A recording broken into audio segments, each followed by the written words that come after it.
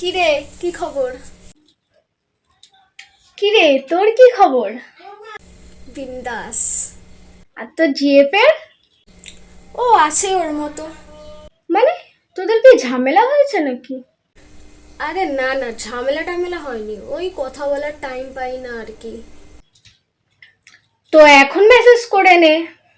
ধুর, ও আছে ওর মতো, থাকুক না। আগে তো ওর একটা মেসেজের রিপ্লাই না পেলেই পাগল হয়ে যেতিস, আর এখন সেকেন্ড কি হলো? তখনের ব্যাপারটা তো আলাদা ছিল। কলটা কাটলি কেন? ও ফোন করেছিল, তুই বল। এইভাবে ইগনোর করলে কিন্তু ও আর থাকবে না। চিল ব্রো, ও আমাকে ছেড়ে থাকতে পারে না, ওর উপর পুরো ট্রাস্ট আছে, আমাকে ছেড়ে যেতেই পারবে না। Exactly, trust. রিলেশনে যাওয়ার আগে সামনের মানুষটার ট্রাস্ট পাওয়ার জন্য প্রায় সবকিছু করিস, এন্ড প্রথম কয়েকদিন নর্মালও থাকিস, দেন সাডেনলি কিছুদিন পর থেকে তাকে প্রায়োরিটি দেওয়া, টাইম দেওয়া, তার সাথে কথা বলা কমিয়ে দিয়ে ইগনোর করিস। এতে ওর ট্রাস্টের দামটা রইলো? তুই তো জানিস আমি একটু কম কথা বলি, একটু আলাদা আমি।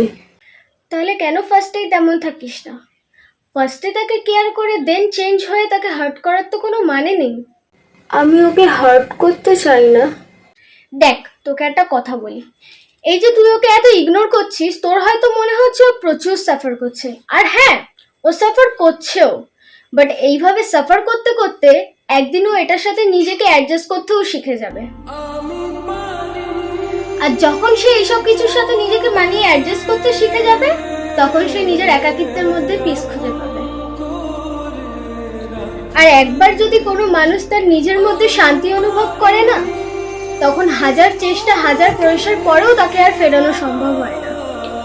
ইভেন সে নিজে চাইলেও আর ফিরে আসতে পারে না। তাই বলছি, সময় থাকতে মূল্য দিতে শেখো। ছেড়ে তো সবাই যায়, তোমরা নয় থেকেই যাও। তুমি বুঝনি আমি বলিনি, তুমি স্বপ্নতে কেন আসনি আমার অভিমানী তোমাকে। যদি কাউকে সত্যিকারের ভালোবেসে থাকো, তাহলে নিজের ইগোটাকে সরিয়ে তাকে মন থেকে ভালোবাসো।